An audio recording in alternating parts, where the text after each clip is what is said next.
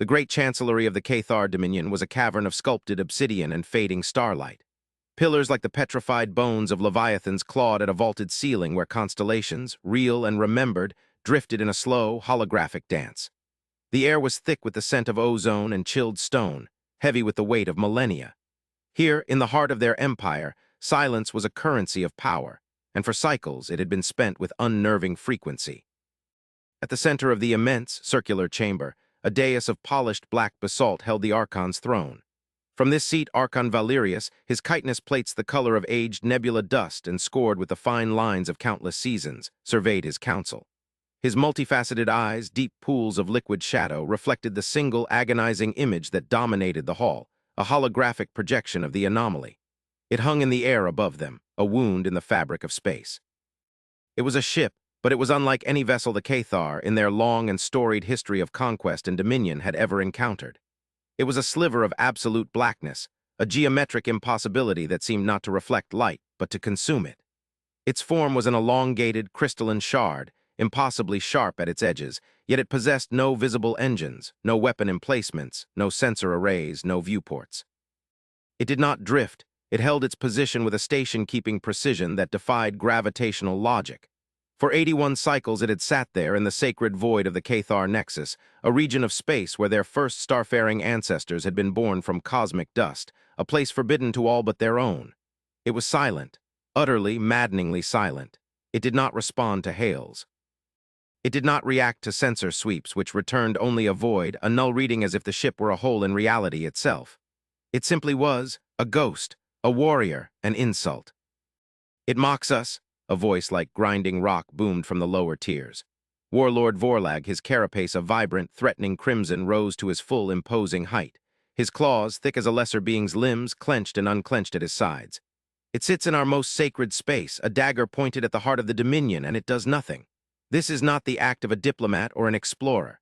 This is the posture of a predator, a warrior caste testing our resolve before the strike. It is a human tactic." The word human hung in the cold air, a curse and a mystery. They were the newcomers to this galactic arm, a species of soft-fleshed, ephemeral beings who had expanded from their single star system with a speed that was both illogical and insulting. They built strange, aesthetically displeasing ships that were nonetheless brutally efficient. Their communications were maddeningly direct, devoid of the ritual and honorifics that governed all civilized interaction. The Cathar had observed them from a distance, cataloging their strange behaviors, their baffling art, their chaotic social structures. The consensus among the warrior castes was that they were a plague, a fleeting barbarism that would burn itself out. But this ship was different. It did not fit their profile of chaotic, expedient design. It was a statement of profound and terrifying intent. "The warlord's impatience is legendary, but his assessment is not without merit," intoned a calmer, more sibilant voice. Loremaster Lyra, her chitin pale, scholarly ivory, adjusted the delicate sensory filaments near her mandibles. She remained seated, an act of quiet defiance against Vorlag's bluster. "The vessel's presence is an undeniable provocation. Its silence, however, is the true puzzle. A predator announces its hunt. A warrior declares its challenge. This is something else. It is a question posed in a language we do not understand." Archon Valerius's gaze did not leave the holographic ship. He had seen empires rise from dust and return to it. He had commanded fleets that shattered moons and negotiated treaties that held for 1,000 cycles. His reign was defined by stability, by the slow, inexorable continuation of Cathar tradition. This human vessel was a discordant note in the grand symphony of his rule. It felt less like a threat and more like a judgment.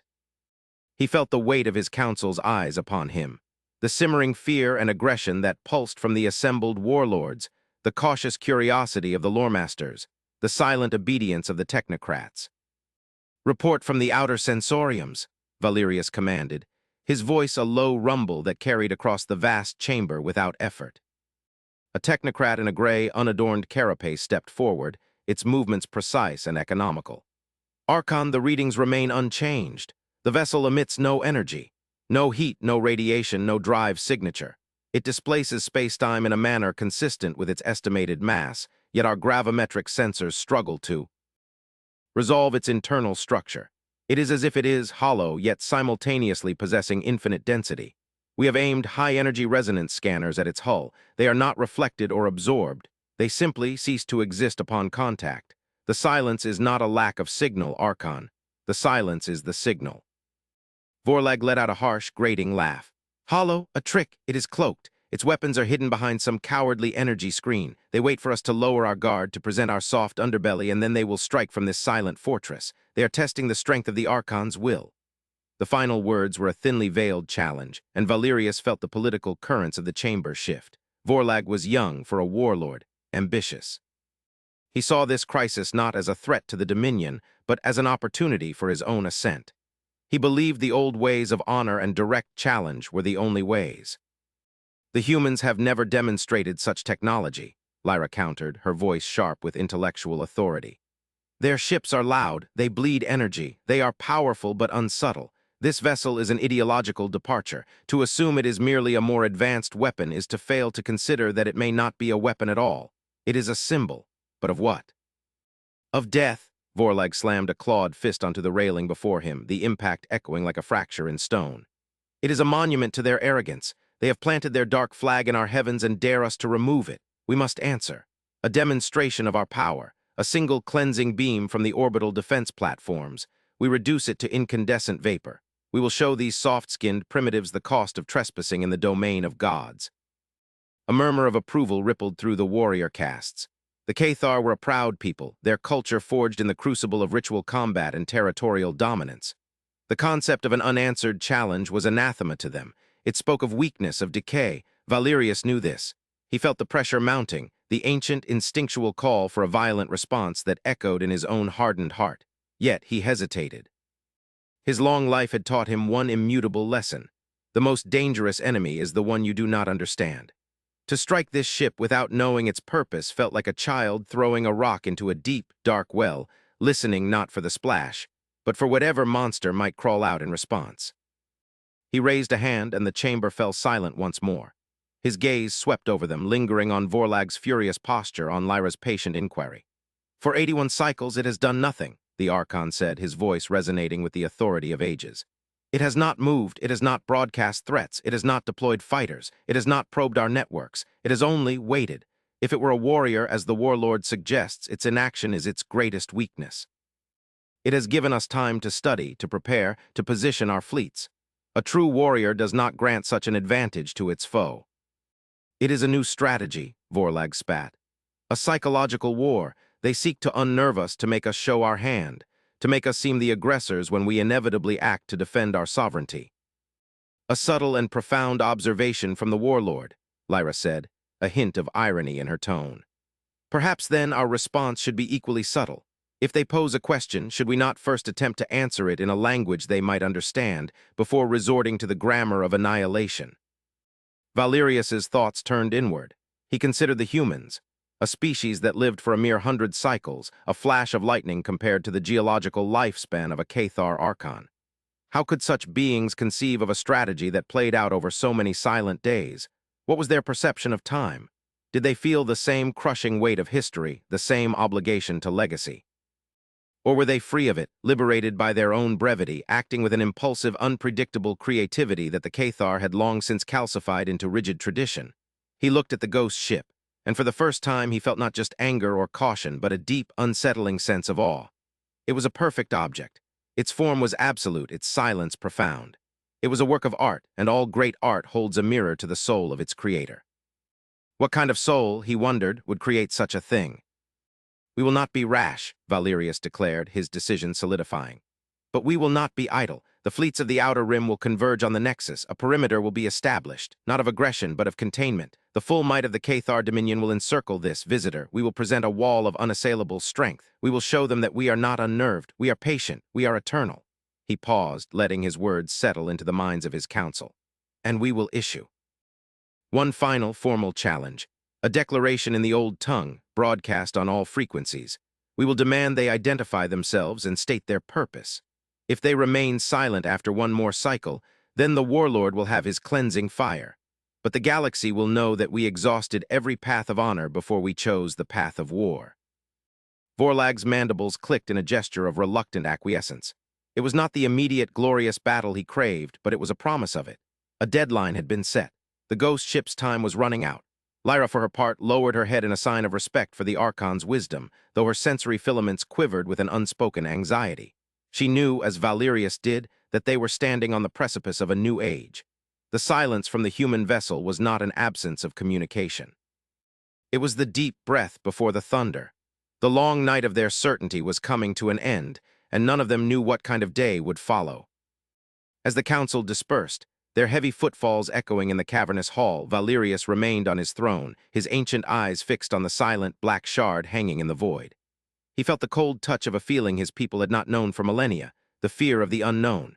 They had charted the stars, conquered their rivals, and imposed their order upon their corner of the universe. They had come to believe that they understood all the fundamental truths of existence: strength, honor, territory, legacy. But this ship whispered of a truth they had never considered, a philosophy of being that was utterly alien. It was a ghost, yes, but perhaps not of a warrior. Perhaps it was the ghost of a future they were not prepared for. The fleets assembled. They were a sight of terrible grandeur, a manifestation of Cathar power that had humbled galaxies. The vessels were not sleek or elegant. They were mountains of weaponized metal and crystal, bristling with energy projectors and kinetic launchers, their hulls thick enough to withstand the fury of a dying star. They moved with a slow, deliberate grace, like a shoal of ancient predators converging on their prey. They formed a perfect sphere of containment around the nexus, their bows all pointed inward at the lone, black ship that rested at the system's heart. The collective energy signature of the Cathar armada caused the very fabric of space to hum, a low, resonant growl of contained power. Yet the human ship remained silent, unperturbed. It hung in the void like a speck of dust in the eye of a god, utterly insignificant, and yet the sole focus of all attention. Aboard the Cathar flagship, the Will of Ages, Archon Valerius stood on the command bridge. The view before him was not a screen, but a vast, crystalline viewport that looked directly into the stardusted blackness.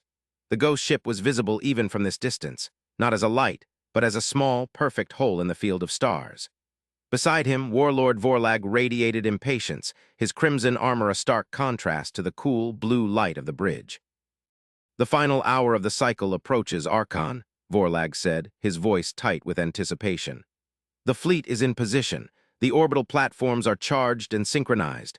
At your command, we will erase this stain from our territory." Valerius did not respond immediately. He was watching the ship, searching for any sign of change, any flicker of energy, any hint of awareness. There was nothing. It was as if the Cathar fleet, one of the most powerful military forces in the known galaxy, did not even exist. The sheer audacity of it was breathtaking. It was a level of confidence, or perhaps ignorance, that bordered on the sublime. "Broadcast the ultimatum," Valerius commanded. A communications officer, his carapace etched with the silver circuits of his station, nodded. "Broadcasting on all standard and deep space frequencies, Archon, the formal declaration in the high Har tongue." A voice, ancient and resonant, filled the bridge. It was a recorded voice, one that spoke the ritualistic words of challenge that had not been used in 1,000 years. It spoke of territory, of sovereignty, of honor, and of the consequences of trespass. It demanded identification. It demanded a statement of purpose. It was a declaration of impending, righteous war. The message echoed out into the void, washing over the silent human ship. It repeated, a loop of formalized threat. And still nothing. The minutes stretched into an eternity. The tension on the bridge was a physical thing, a pressure that made the air feel thick and hard to breathe. The crew stood at their stations, their movements economical, their discipline absolute. But Valerius could feel their anxiety, the primal fear that this silent intruder had awakened in them. Vorlag's claws scraped against the deck plating, the sound like a nail on a sarcophagus. "It is a vessel of the dead," Vorlag sneered. "Crude. By ghosts captained by a coward. They have no honor. They do not even possess the courage to state their name before they are annihilated." "Or they do not recognize our challenge as such," came the voice of Loremaster Lyra, projected holographically from her study at the heart of the Dominion. Her ivory form shimmered beside the Archon's throne. "Perhaps they are waiting for something else, a different kind of approach." "There is no other approach," Vorlag roared. "We have shown strength. We have issued a formal challenge according to the ancient laws. Any being with a shred of honor would respond. They are either cowards or they are fools, and either way, their existence in our sacred space is forfeit." The final seconds of the cycle ticked away on the main chronometer. Valerius felt the weight of his decision settle upon him like a shroud. He had offered a chance for dialogue, for understanding. The offer had been met with the same profound silence that had greeted them from the beginning. His duty was clear. The integrity of the Dominion, the sanctity of their most revered space, demanded action. His legacy would be defined by this moment. He would be the Archon who met this silent threat with decisive, overwhelming force. He would uphold the traditions of his people. "Warlord," Valerius began, his voice heavy with resignation. "Signal the fleet, target the vessel, on my mark." He paused. A single, impossibly thin beam of light had appeared. It was not a weapon. It was not a scan. It was a soft, coherent beam of pure white light that lanced out from the tip of the black shard and touched the viewport of the Will of Ages. It did not carry heat or energy in any measurable form. It was just light. On the bridge, every Cathar froze. Alarms remained silent. Defensive systems did not register an attack. And then a new voice filled the bridge. It was not broadcast over the comm system. It seemed to speak directly into their minds, a calm, measured, and impossibly ancient-sounding voice, yet one that was undeniably human. It was a female voice, gentle but firm, like a mother speaking to a startled child. "We mean you no harm. We are the vessel designated Stardust Requiem. Our purpose here is one of peaceful remembrance. We request permission to communicate formally." The shock on the bridge was absolute. Vorlag stumbled back a step, his warrior's bravado momentarily shattered by the sheer alienness of the contact. A telepathic message, delivered with such precision and clarity, was a feat of technology far beyond anything the Cathar possessed. It was intimate, invasive, and yet utterly non-threatening. Valerius was the first to recover. He stood taller, his ancient mind processing the new reality. They were not silent because they were arrogant or ignorant. They were silent because their method of communication was simply beyond the Cathar's comprehension. They had been shouting into a hurricane, and the humans had been waiting patiently to whisper in their ear. They speak inside my head," a young officer stammered, his claws trembling. "Silence," Valerius commanded, his own mind reeling. He focused his will, addressing the empty space before him where the light originated. "You are human. Identify your purpose. What is peaceful remembrance?" "That is what we wish to explain," the voice returned, its calm tone a soothing balm on their frayed nerves. "Physical broadcast is a crude and inefficient method of communication over such distances. We waited until your fleet was assembled, and your leadership was present to ensure our message was received by those with the authority to understand it. May we present our designated custodian. A visual channel will help bridge the gap between our cultures." Before Valerius could grant or deny permission, a section of the bridge's holographic display shimmered. The image of the ghost ship was replaced by a human figure. It was an old female, her skin a network of fine lines, her hair the color of spun silver. She was not clad in armor or a uniform, but in a simple, dark blue robe. Her eyes were dark and deep, and they held a profound, weary sadness, yet also a powerful serenity. She sat in a simple chair, her hands resting in her lap. Behind her, there was only darkness. "I am Custodian Alara Vance," she said, and this time her voice came through the ship's speakers, translated into flawless, formal Cathar. The telepathic presence receded, a polite withdrawal.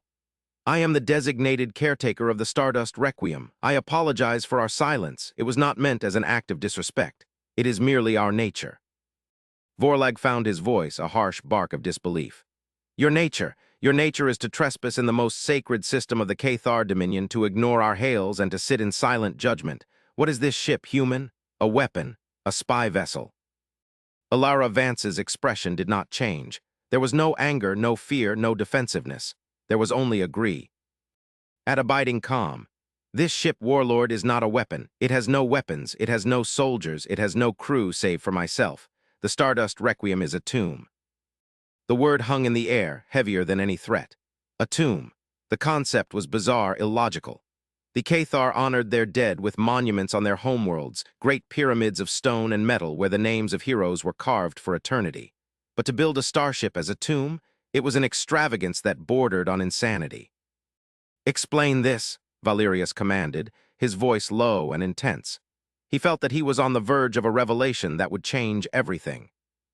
"Humanity is a vast and varied species, Archon Valerius," the custodian began, her gaze meeting his through the holographic display. "We have lived and died on thousands of worlds across 1,000 generations. We honor our ancestors as all sentient species do. But our memories are fragile, our records can be lost, our worlds can die. And so we created this. The Stardust Requiem is a vessel of memory. It carries the complete genetic archive and the scanned neural consciousness, the soul, if you will, of every human who has ever died and wished to be remembered. She gestured to the darkness behind her. I am its only living occupant, but I am not alone. This vessel contains the patterned essence of trillions of human lives. Farmers, poets, scientists, explorers, mothers, fathers, children. They rest here in a silent, unending dream. This is not a warship, warlord. It is a cemetery, a library of souls. A stunned silence descended upon the bridge of the Will of Ages. The Cathar, a race defined by their martial prowess and their reverence for a glorious death in battle, could not process this. A ship dedicated to preserving the memories of everyone, not just the great warriors and emperors, but the common, the unremarkable, the insignificant.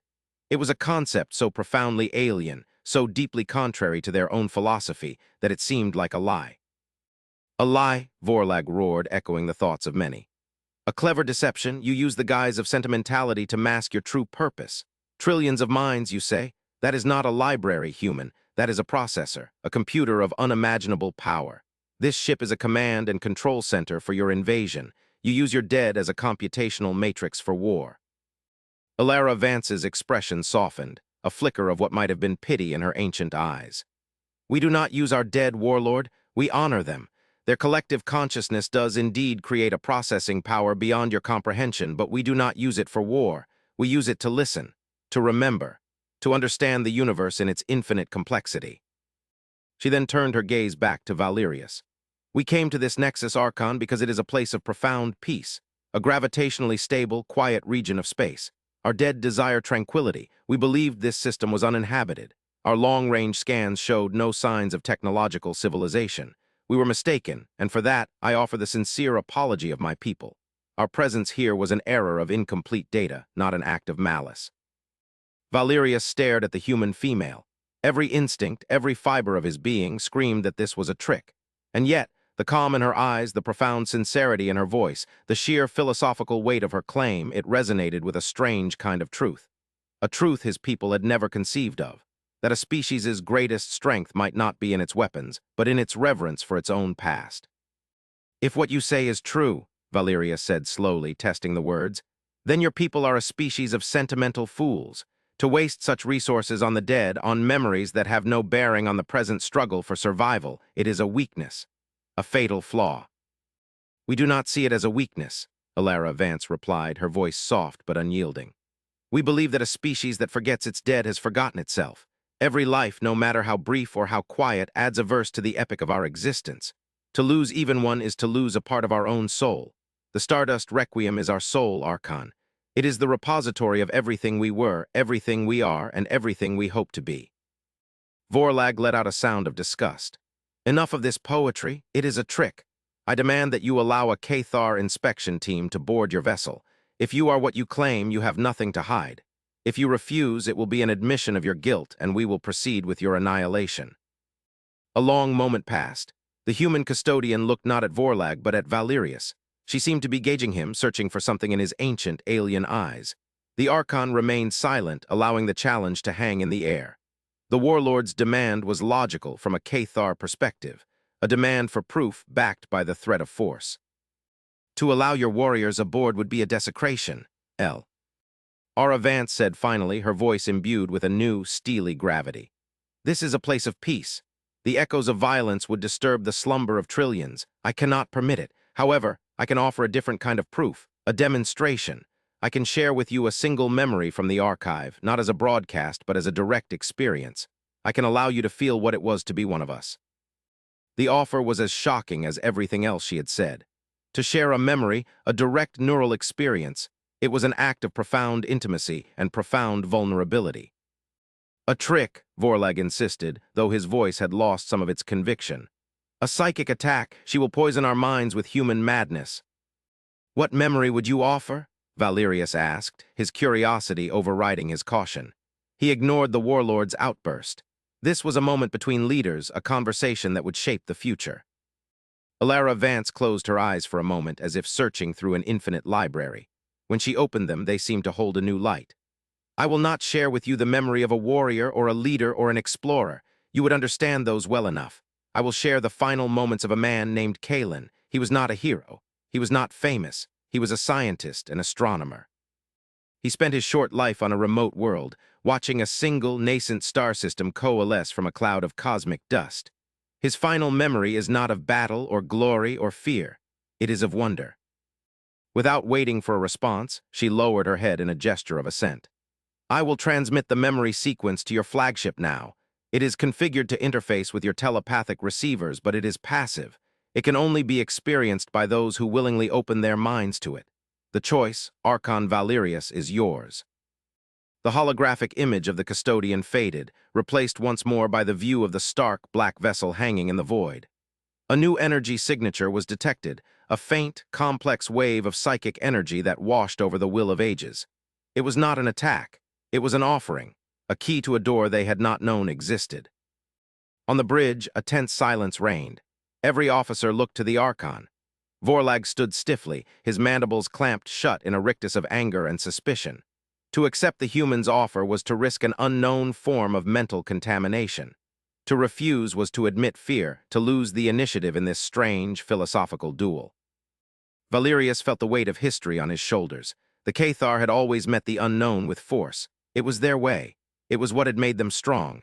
But strength, he was beginning to realize, was not a monolithic concept. The humans, with their ghost ship full of dead souls, were proposing a different kind of power altogether. The power of empathy. I will accept it, Valerius announced, his voice firm. The decision, once made, felt correct. It was a deviation from tradition, a leap into the unknown, but it was the only path forward that did not end in blind destruction. Archon, no, Vorlag protested, taking a step forward. It is a trap. You risk your sanity, the sanctity of the Cathar mind.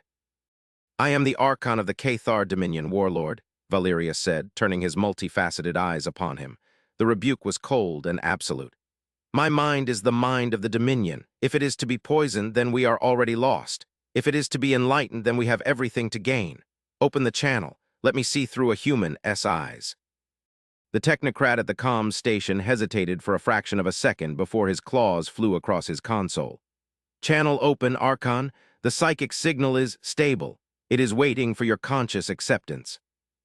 Valerius closed his eyes. He drew upon the ancient mental disciplines of his people, the techniques used to calm the warrior's heart before battle and focus the loremaster's mind in deep contemplation. He reached out with his consciousness, not with aggression, but with a quiet, guarded curiosity.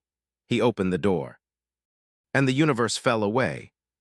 He was no longer Archon Valerius, a being of ancient chitin and cold blood standing on the bridge of a warship. He was something else. He felt small, frail. His body was soft, his limbs weak. He could feel the gentle pressure of a containment suit, the recycled air flowing into his lungs. He looked down and saw not claws, but five-fingered hands resting on a console. The sensations were overwhelming, a dull ache in his lower back, a faint, persistent feeling of hunger.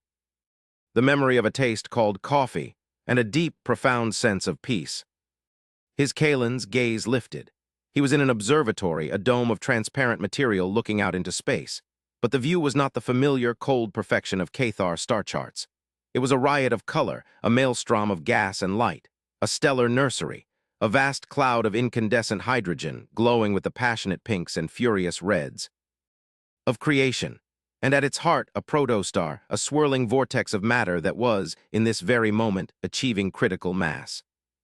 He was not just seeing it, he was feeling it. He felt Kalen's life's work culminating in this single glorious instant. Decades of study, of patient observation, of lonely nights spent charting the slow dance of dust and gravity. He felt the man's love for the universe, a love that was not possessive or territorial, but purely observational. A love born of a deep, unquenchable curiosity. Then the star ignited, a flash of pure white-hot fusion that blasted away the surrounding dust cloud, a trumpet blast of light and energy that announced the birth of a sun. And what Valerius felt through Kalen was not triumph, not the thrill of a conqueror, but a wave of overwhelming, tear-inducing beauty. It was the feeling of a parent witnessing the birth of their child. It was the awe of a mortal touching the face of a god. He felt Kalen's heart swell in his chest, a fragile, pulsing muscle, and a single, salty tear trace a path down his soft cheek. It is beautiful, Kalen thought, and the thought was not just words, but a symphony of emotion. All this time, it was worth it, just to see this. Valerius felt the man's body grow weak, his breath becoming shallow. He felt the calm acceptance of an ending. Kalen knew he was dying. His life support was failing, a micrometeoroid having breached the observatory hours ago. He had chosen not to call for help, which would not have arrived in time anyway. He had chosen to spend his final moments watching his star be born. There was no fear, no regret, only a profound sense of completion. His life, a tiny, fleeting thing, had been given meaning by this one, transcendent moment of witness. The memory faded. The colors dissolved back into the cool blue light of the command bridge. Valerius opened his eyes. He was himself again, the ancient Archon, his form massive and powerful, but something inside him had been fundamentally changed. He had felt the universe through a different soul. He had experienced an emotion for which the Cathar language had no precise word, a joyous, selfless wonder. He looked at his bridge crew. They were staring at him, their expressions a mixture of fear and concern. He must have been silent for some time. Vorlag was poised as if to strike, his face a mask of fury. "What did you see, Archon?" the warlord demanded. "What lies did they plant in your mind?" Valerius slowly turned his head to face Vorlag. The memory of Kalen's peaceful death, his quiet fulfillment, was a stark contrast to the warlord's violent, honor-bound existence. For the first time, Valerius saw the Cathar way of life not as a glorious tradition, but as a cage. A beautiful, honorable cage, but a cage nonetheless. "I saw a birth," Valerius said, his voice quiet, yet it carried an authority that silenced the entire bridge. "And I saw a death, and I saw that in the human soul they can be the same thing, a moment of perfect, beautiful peace." He turned his gaze back to the empty space where the custodian's image had been. "There will be no cleansing fire," he declared. "The Cathar fleet will stand down. This vessel, this Stardust Requiem, is not a threat. It is a sacred place, and we have violated its sanctity with our threats and our warships." "Treason," Vorlag bellowed, his discipline finally snapping. He drew his ceremonial power scythe, its blade crackling with energy. "The human witch has corrupted you. You have betrayed your people, Old One. You have forsaken our honor for their sentimental poison. I, Warlord Vorlag, challenge you for control of this fleet and the Dominion. Our ways will not die for your weakness." The bridge guards tensed, their own weapons powering up. But Valerius held up a hand, stopping them. He looked at Vorlag, at the crimson armor, the energized weapon, the face contorted in a mask of righteous fury. And he felt not anger, but a profound sadness. He was looking at a relic, a ghost of a past that was already gone. "Your challenge is based on a false premise, Warlord," the Archon said calmly. "You believe strength is the only virtue. You believe honor can only be proven in combat. The humans have shown me a different kind of strength. The strength to remember, the strength to feel wonder, the strength to die in peace." "Empty words," Vorlag roared and lunged. He was fast, a blur of red chitin and crackling energy. He was the pinnacle of Cathar warrior breeding, a living weapon. But before his scythe could reach the Archon, the ghost ship acted. It did not fire a laser. It did not launch a missile. A wave of energy, invisible and silent, washed over the will of ages. It was not a destructive force. It was something else. Every Cathar on the bridge froze, their bodies locked in place. Their weapons powered down. The lights on the bridge flickered, and for a single, terrifying moment they were plunged into darkness. And in that darkness they were not alone. They felt it, trillions of voices whispering in their minds, not threats, not words, just presence. The quiet dignity of a farmer who had tilled the same soil for 50 years. The fierce, protective love of a mother for her newborn child. The patient frustration of a philosopher grappling with an impossible paradox. The quiet joy of a musician composing a final symphony. They felt the collected weight of human experience, the sorrow and the joy, the triumphs and the failures, the infinite, beautiful complexity of a civilization. It was not an attack. It was an embrace. A crushing, overwhelming embrace of pure empathy. Vorlag screamed. He dropped his scythe, which clattered uselessly to the floor. He clawed at his own head, his warrior's mind, so accustomed to the simple equations of violence and honor, shattering under the sheer weight of a trillion lives lived in peace. He was not being harmed, but he was being understood.